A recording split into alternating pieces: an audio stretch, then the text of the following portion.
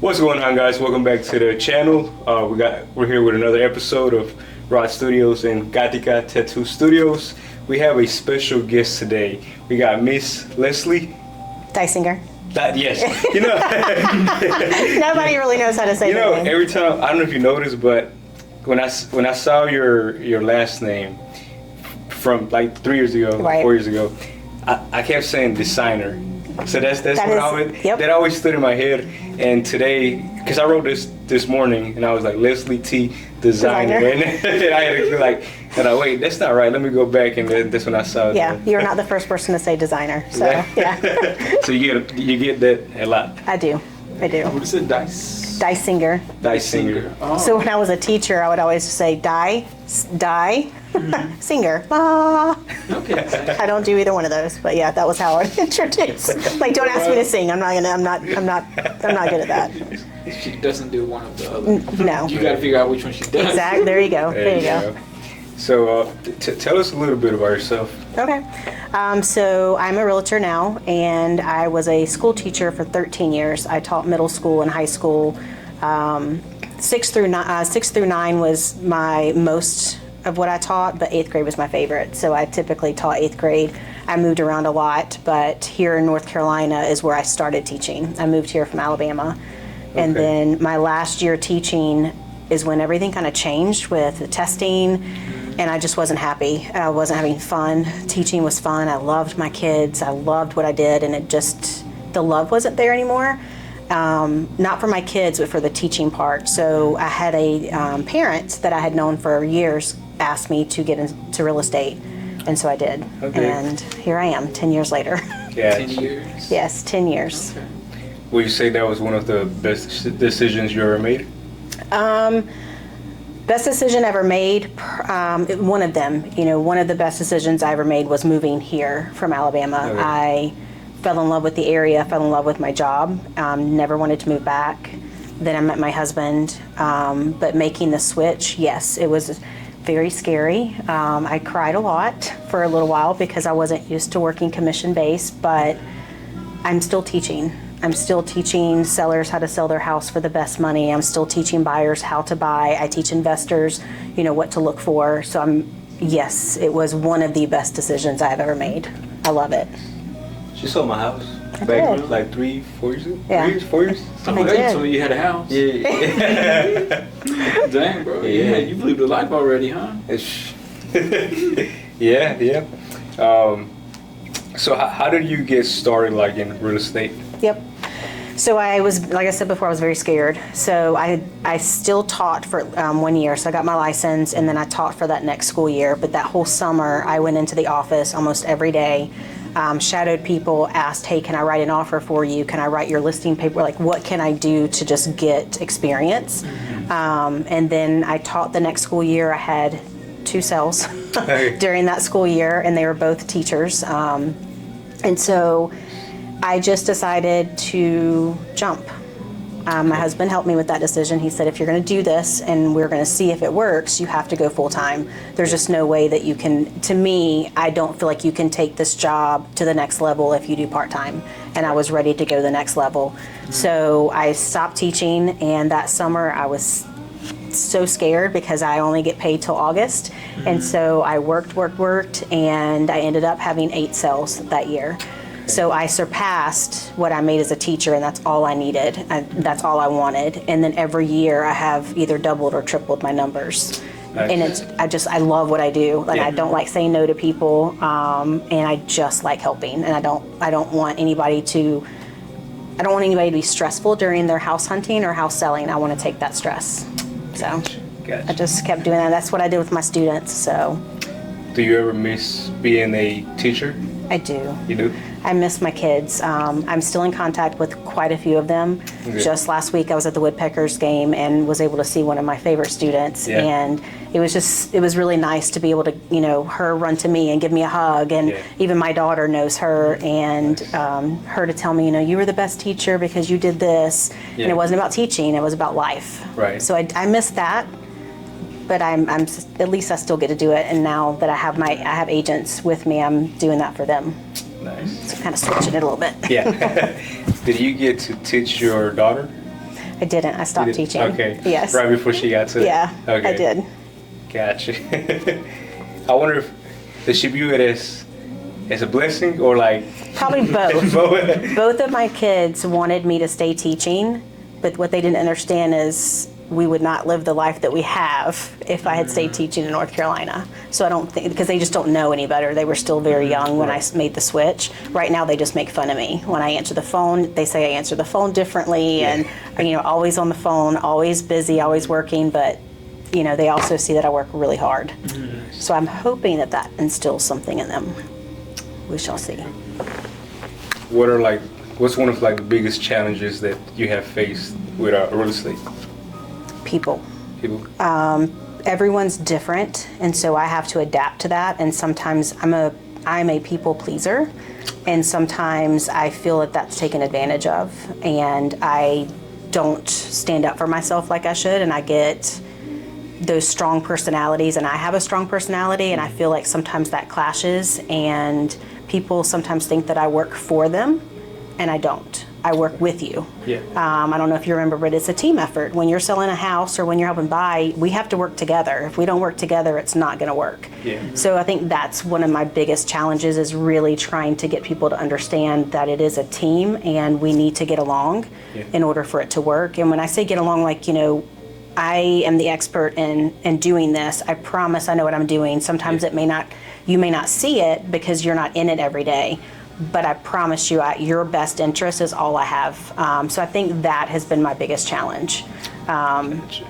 It's just everybody's different, and I have to figure out what your personality is so I can make sure that I'm giving you what you need in that way. It's kind of like love languages. Yeah. So I got to just make sure that I'm meeting you where you need to be. Gotcha. That's very hard.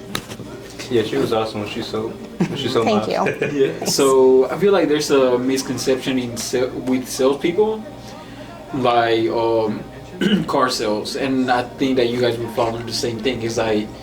It's whoever partners up with the bank is whoever gets the best deal. So car sales, if what's it called? If they partner up with a bank, they can raise your APR or whatever, but they're working with the bank. So if you partner with the bank is working with you as far as APR.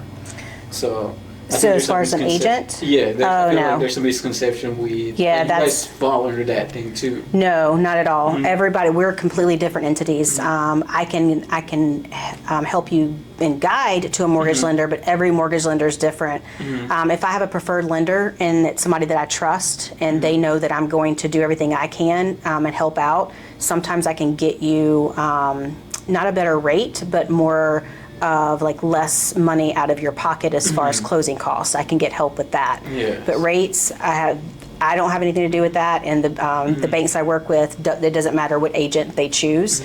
However, using a local lender versus a big bank, you're going to get more customer service, and sometimes we can work faster than a big box.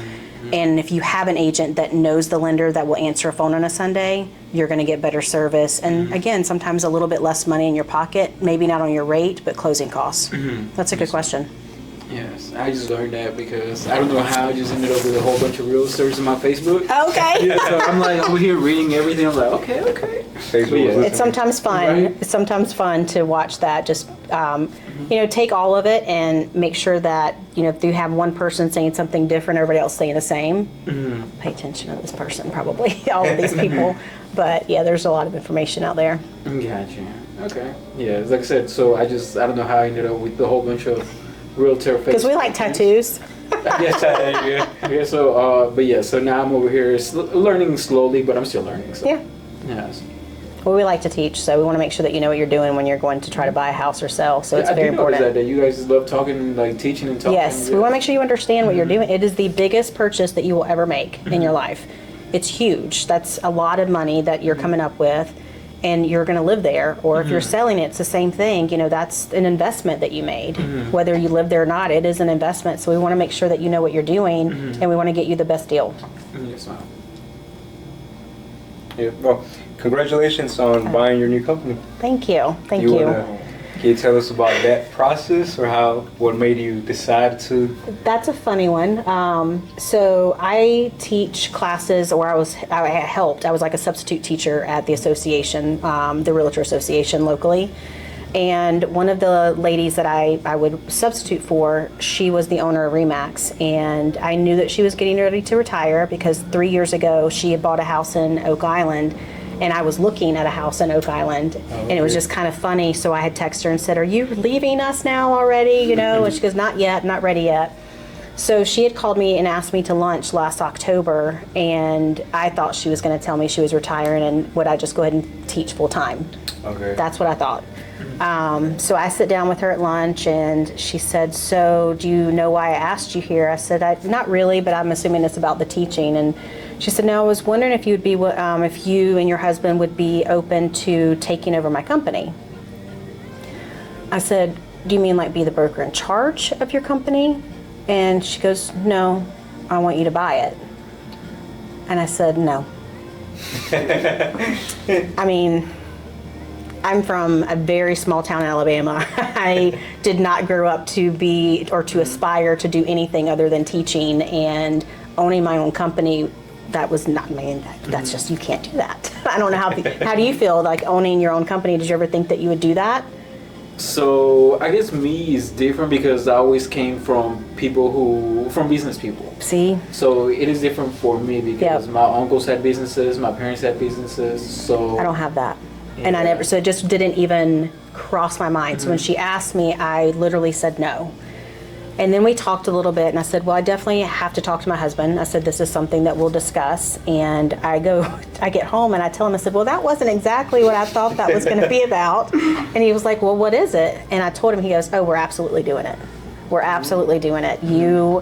You've worked really hard where you are. I think this is your next step. You've hit a ceiling. We're not going to get any bigger. There's nothing else you could do except for build a bigger team." And that's not what I wanted.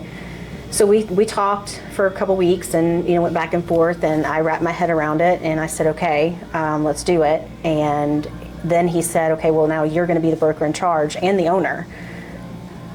No, I can't do that. I want to continue to work. But we are almost 5 months in. We finalized everything in January, and I love it. Nice. We were on vacation last week, and I was excited to get back to my office. I was excited to see everybody. I love helping the agents now. It's actually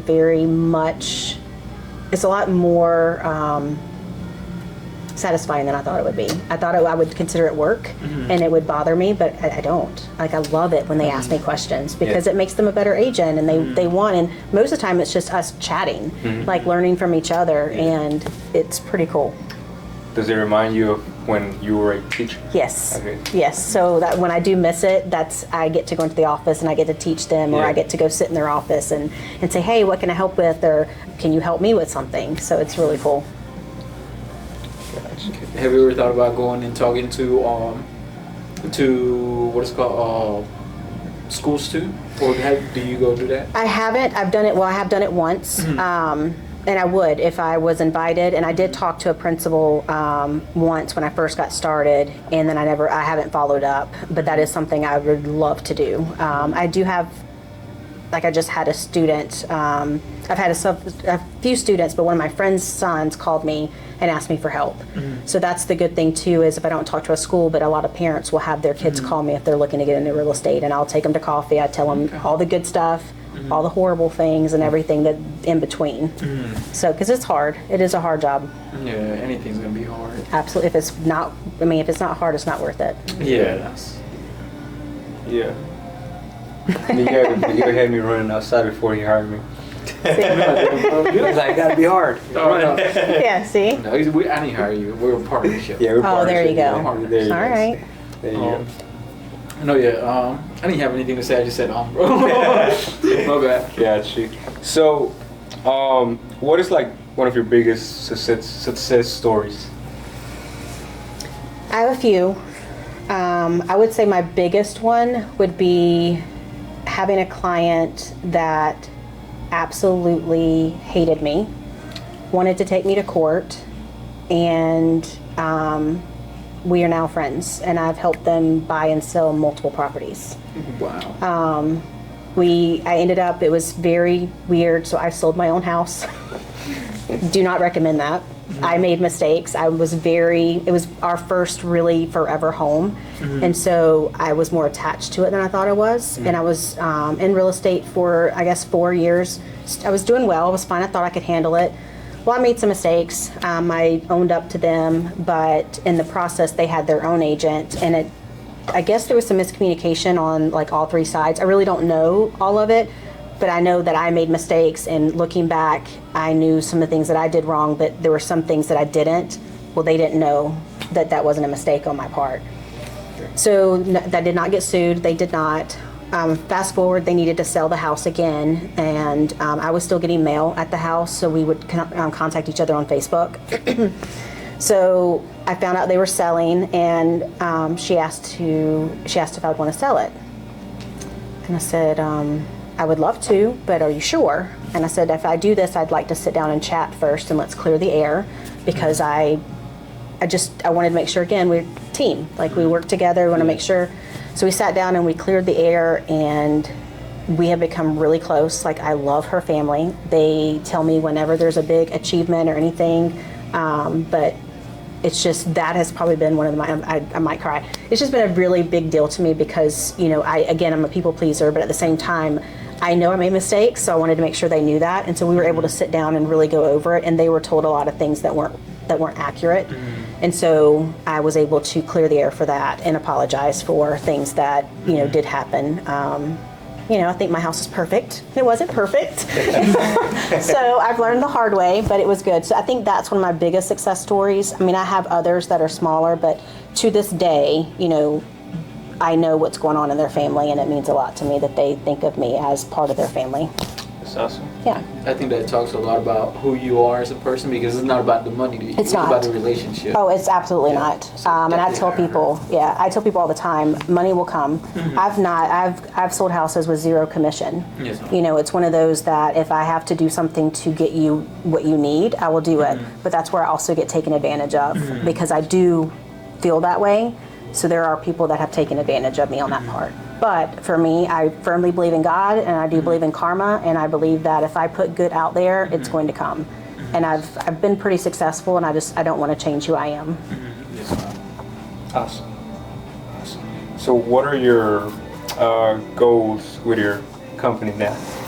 So when I got there, they had 30-ish agents. I want at least 50. At most 50. I don't want a big company. My goal is to make sure I can touch every one of my agents once a month. Phone call, because I have agents that don't come into the office, and I don't, that's fine. You do your own business, but I at least want to talk to them and say, hey, what can I do for you? Is there anything that you need that I can do? So that's my goal, and I feel like if I have any more than 50, then I won't be able to do that. But that's very important to me, is that I at least talk to all of them, make sure they're good, because sometimes they may not think that, or think to ask a question. And so if I call them, they're like, you know what, I had this question and I didn't want to bother you. Never a bother, but hey, you got me on the phone, what's up, what can I do for you? So but 50 agents is my goal. Okay. Nice. Man, that's a lot. Talking to 3 people a day, basically. Yes. Yeah. No, but I do. I mean, if the ones that come in the office, I can talk to 6 or 7 in a day. Like today, I think we had 10 people in the office, so I got to talk to all of them. And so that's I love our office. Do you spend a lot of time there? I do. I used to, like at the other companies, I did spend a little bit of time, but I make it a point to go in as much as I can, because I want them to know that I'm there for them. They know that I'm busy, but I don't want them to think that I'm ever too busy that I can't help them. That's when I don't think I can do a good job. Gotcha. Do you miss anything from, I guess, not being on the very top or the lead, or? I don't think so, because I don't even feel like they call me. They'll say, hey, boss lady, or whatever. I don't feel that way. I feel like it's a partnership, because I feel that I can't keep those doors open if they're not going to work. And for me, I'm going to push you to where you want to be. And if you want to be a $5 million producer, fine, let's do it. If you want to be a $20 million producer, you got to work. Let's do it. What can I help you with? So I don't feel like I'm anybody's boss. Okay. I just feel that I'm able to help more, and I'm in that position, and I make sure that I have the time. More so guidance, right? Yes. Okay, that makes sense. Nice. So I have some questions here. I actually made these questions thinking about you, because you said you wanted to kind of get into it, or there was a time where you wanted to. Yeah, more so commercial real estate. I do that. Yeah, for myself, like, get me. Well, yeah, I guess just buying buildings. Buying, okay. Yes. So I just got into commercial 3 years ago. It fell into my lap. Did you guys ever hear of the Tropical Motel on Bragg Boulevard? No. Okay. At one point, it was probably an hourly hotel. If you drive by it, it's still there, but you don't see the sign. But this lead just fell into my lap. They wanted to sell it. And so I went and I met with them and I told them, hey, I've never done commercial. I think that you might be better off getting someone else that knows. But here's what I did. I did do all this research. This is where I think you should be. So when you meet with someone else, this is where you should be. They shouldn't talk you down, or, this is your range. I mean, it was a big range. He took a chance on me. He said, you know what, I think I want to, let's do it. And so he did. Well, I sold it. And the person that bought it is a commercial investor and also an agent out of Charlotte. And he has taken me underneath his wing and helped me kind of build my business a little bit. And because of that, I've gotten other leads from other people and referrals. I really like it. So I am going towards my CCIM designation, which is if you're a commercial agent, they really want you to have that, because a lot of investors, that's what they look for. So if they call a brokerage, they're like, I only want to work with a commercial broker that is CCIM designated, because you have the knowledge, you have the school. It's very intense. So buying commercial, you would just have to figure out what are your goals for that. Are you just trying to build a portfolio? Do you want to manage it yourself? Do you want to have a property management? Are you looking to buy and flip, or buy and keep and lease? So those are the kind of questions. And if you're looking not to occupy, just to buy and lease, then I would find something that has everybody already rented, and that they have multiple years leases, so that way you're not upside down whenever you purchase it. Yes, because I've seen here in Fayetteville, I have seen multiple, what do they call, shopping centers, complexes, whatever they call, that have not had a business in there for years, and that building has been up and running for I don't know how long. Right. Yes, and I see that and I'm like, okay, so now I gotta make sure that the surrounding areas have heavy traffic. Yep. I have to think about all that. Yep, you got to look at the traffic count. You got to look at the housing development. You got to look at the road situation. Make sure that you're not going to. For example, there's some instances like on Rayford Road when they started building all the medians. Well, if there's not a turnaround right near your business, well, you're going to get passed if you're not on the right side of the road. So those are things you also want to look at, is if you have something that's unique to where they will go down and turn around and come back to you, or are they going to just keep going, a mile down the road and find the same business? Yeah. So that's where those are things that we talk about. Okay. Yeah, because I definitely I do want to open up a few other studios so I can get more passive income and then start doing real estate. But like I said, while trying to look for some locations, I noticed things like, okay, this place has been vacant since they put this building up. Right. Yeah, and I'm like, all right, so now I got to be smart about this, because I'm not going to get in the lease with these people and then I have no business. Right. Yes. No, it's hard, because you've got to make sure it's the location. Right now, if any kind of medical office, they want to be near the hospital. Those are what's really hard to find right now, are medical offices that are the ones that are super small you can find, but anything larger than 7,000 are super, super hard to find. Been looking for a year for a client. And, well, never mind. I was about to say, what about leases? Because, so my wife is trying to get a building, right? Because you want to open up a venue. Okay. Which is going to rent out first, so she can start off. And I know business is a gamble, because if you sign a lease for 5 years and your business doesn't do well, right, You gotta pay that lease out. Yes. Yep. So that's any suggestions on that, I guess? Like, so honestly, it would be her business plan. And then really talking with, really looking at what her business plan is, what the bank is going to loan her. Because a lot of times you're going to get a loan on that amount anyway. And then making sure there's some kind of clause in that lease that if the business fails, that there's some kind of buyout clause. You're not having to buy the entire 5 years. Or if you have an option to sublet it. Buyout clauses. Yep. Okay, so I guess that's something I didn't know about. Because even here, like, I just took a gamble. I didn't know anything about that. So to me, it was like, okay, I'm making the money, so I can afford it, right? So did you read your lease? I did read my lease, not all of it. Or I didn't know what kind of things to look for. Yep.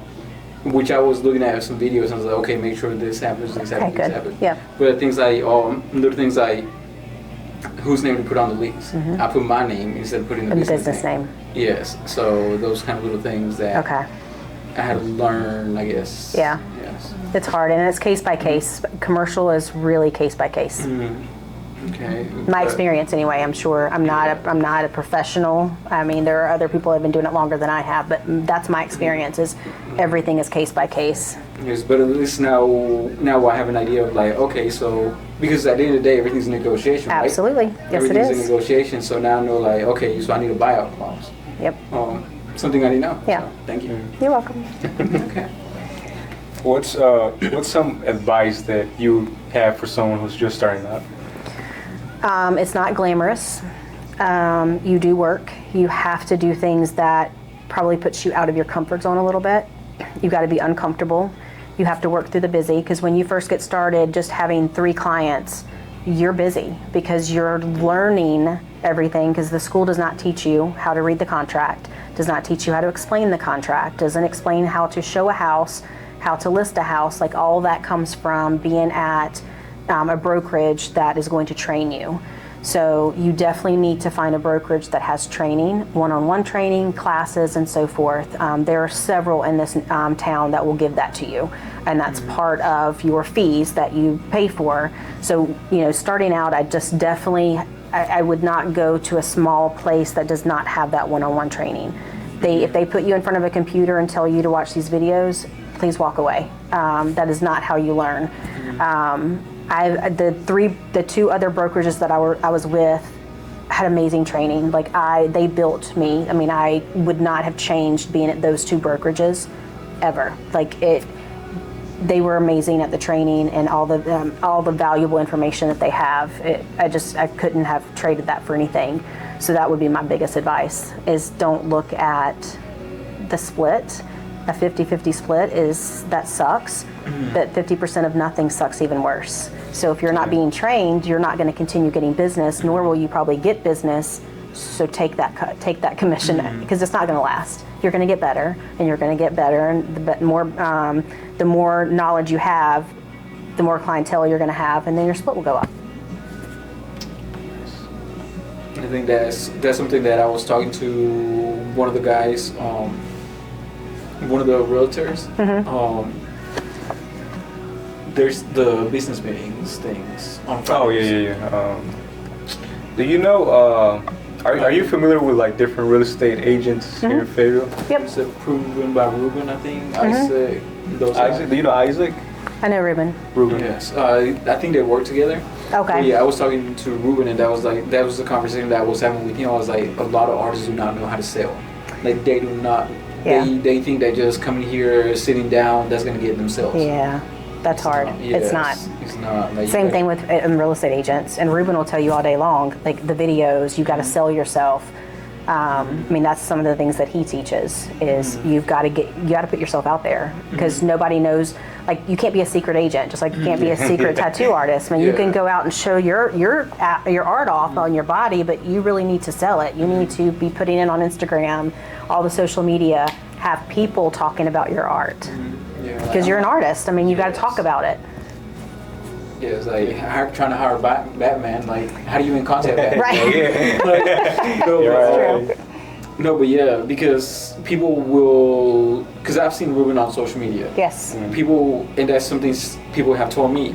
that they'll see me and see that I'm easy to talk to. So they'll come here. Right.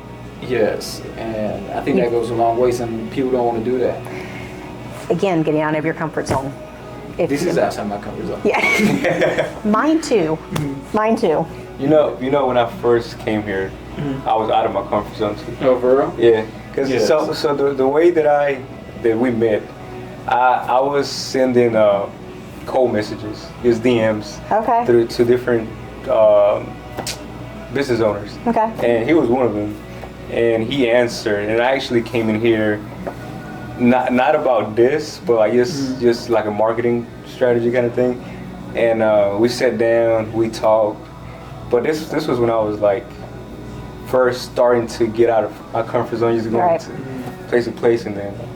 Yeah, but I think this I feel like helps me out too, because I'm learning to be in front of the camera, feel more comfortable. Yeah, and he got out of his comfort zone. I got out of my comfort zone, so. Good. We're getting someplace. There we go. Yeah, that's it. Do you? Now speaking about that, do you follow like any trends, or like? I guess, do you have a specific style of marketing? No. No. I'll be completely honest. I have a full-time transaction coordinator / assistant / social media, whatever. She is my person, and she does everything for me. Okay. She knows my style, so she does it. There's no trends. Like, I don't do TikTok. Okay. I feel like I'm too old for that.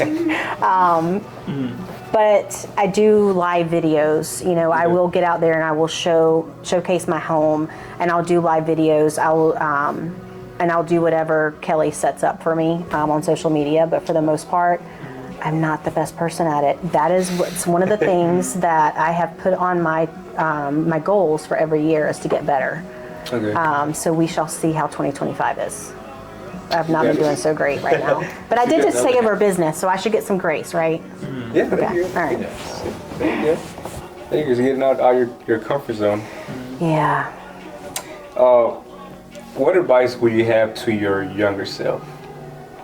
Ooh. That wasn't on the page. That's a good one. Be patient. Be patient. Be patient. Your time will come.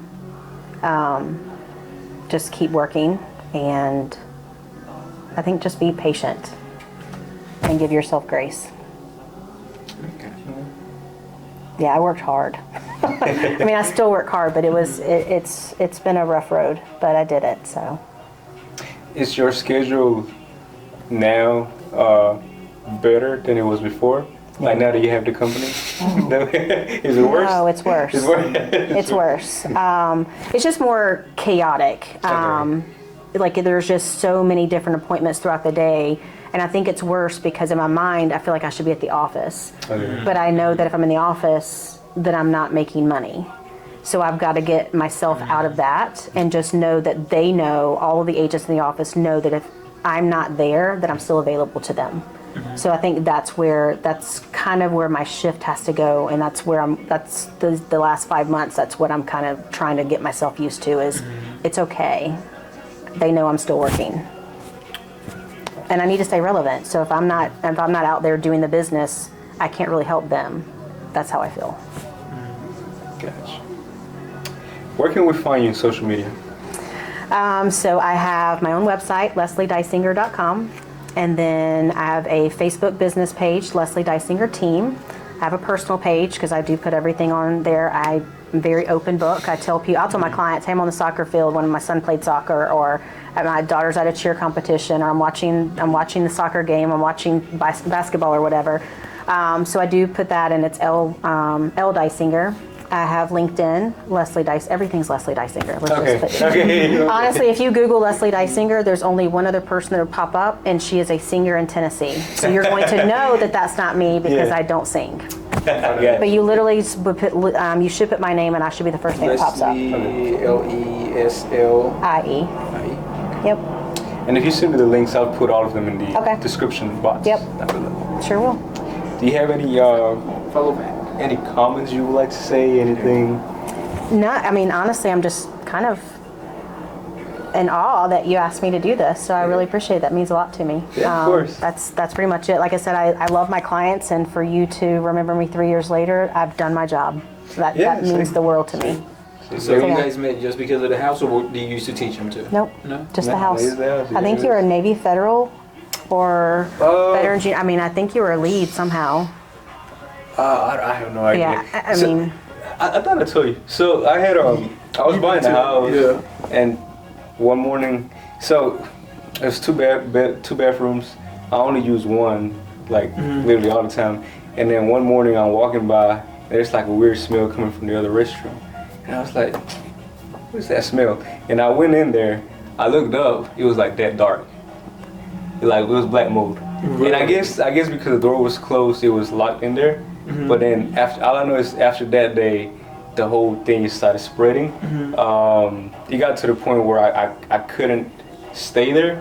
Like I couldn't, because in the mornings I was waking up with a bloody nose. Really? Yeah, it was. I didn't know this, but whenever I got the house, there was a patch right over that part. But after 2 years, it kind of like broke down, and I didn't know it was there. So that's where all the water was coming in.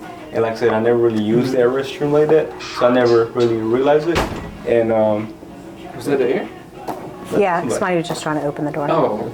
And so yeah, and then I got in contact with my insurance, but my insurance wasn't that good, or at least the ones that I got, I didn't know. It was the first time, you know. Yeah. And by the time I didn't sell him the house. Yeah, she didn't sell me. Let's make it around that. Yeah. Okay. So by the time they got back to me, which was like a month later, the house was worse. So I had to resend some photos. But then again, by the time they got to me, way worse again. So it was like this back and forth thing. So I ended up having to pay out of pocket to fix the house, and all they did was reimburse me back because we never was gonna get anywhere like that. And once it was fixed, I think that's whenever you got in contact. I don't know. It was like you were still in the process. I was still in the process, and she ended up selling my house. Okay. Yeah, which she came in, like, one of the reasons is because during that time was a great year for me. Even though it wasn't so great, it was also great because not that many people know, but I was sleeping at the gym. Like I was sleeping at the gym. I was sleeping at first I was sleeping in the car because I couldn't stay at the house. Yeah. But then I was renting space at a gym because I was doing personal training at another gym in Fort Bragg. And then I was like, oh, we got a room there, like a couch and everything. And I was very cool with the owner. And I just slept there for like 7 months. Dang, bro. Yeah, 7 months. I was like, you've been through it, bro. Man, I had a Fit for Life. You know, Fit for Life got showers and that. I was like, yeah, it was. Dang, bro. I lived a little. Dang, wow. That's crazy. Yeah. So that's one of the reasons why whenever you came, I was like, because I know we were going through like different prizes, and I was like, I just want to go. And it was hard. It was on Village Drive, right? It was on Bonanza. But Bonanza, yeah, right over there. It was just super hard. That area is so hard to sell. Yeah. And then things that we didn't even know came up in the home inspection report. So it was just never ending. I felt so bad. Every time I call, I'm like, I'm so sorry. I'm so sorry. This just happened. I mean, neither one of us knew, though. I mean, those are the phone calls I hate making. Yeah. I just want to know why all that didn't come before whenever I was getting the house. You know what I mean? Right. Wow. Yes. Yeah. That's crazy. Yeah. Now I know, though. Now I know. Now you know how to buy your next house. Yeah. And he will call me. Yeah, I'm calling. Yep. You already say. We'll call you. Yes. Thank you. Well, me and my wife trying to move to Wilmington. So. That's where my son lives there. Really? So we're actually trying to find him an apartment right now. Then we'll call you. But I have a friend that's moving to Hampstead, so I'm helping her buy a house in Hampstead, which is pretty near Wilmington. So yeah, call me. Okay. That's where I want to live. So yeah, eventually I want to keep this, open one over there. Probably open something in Southern Pine area. Yeah. But yes, that's what we're trying to move. Okay. To Wilmington. It's beautiful, and it's just not. It's an hour and a half. Like it takes no time for us to like go see our son or whatever. It's nice. Yes, my family's from Lumberton, so from Lumberton. It's like right at the outside of Lumberton, so it's like 45, Yeah, 50 I minute mean, that's drive. nothing. Yeah. That's nice. Pretty close. Tar Heel, like around the Tar Heel area. Yeah, I live in Elizabethtown. Really? Yeah, I live in Elizabethtown. Okay. I actually Big grew old up there. E-Town. All right. E-Town, yeah, I grew up in E-Town, and see, not that many people know. I call it E-Town, but it was like, what's E-Town? The mortgage lender that I use, he lives in Elizabethtown. Okay, yeah. So he drives up We call it twice a week. E-Town. He calls it E-Town, so that's the only reason I call it Yeah, E-Town. everybody there, Yep. we all call it Yes. E-Town. Yeah, we always say, like, as soon as we're coming back from the beach, I'm like, well, if we lived in E-Town, we'd be home already. Wow. That's crazy. Yeah. But yeah. Yeah, but, all right, Ms. Lacey, well, it was a pleasure having you here. Thank you so much. For Yes. giving us your time again. It was Thank great you. seeing you. Yes, it was great meeting you. And I will definitely stay in touch whenever I'm ready to buy another house. Absolutely, you better. Yes. Here.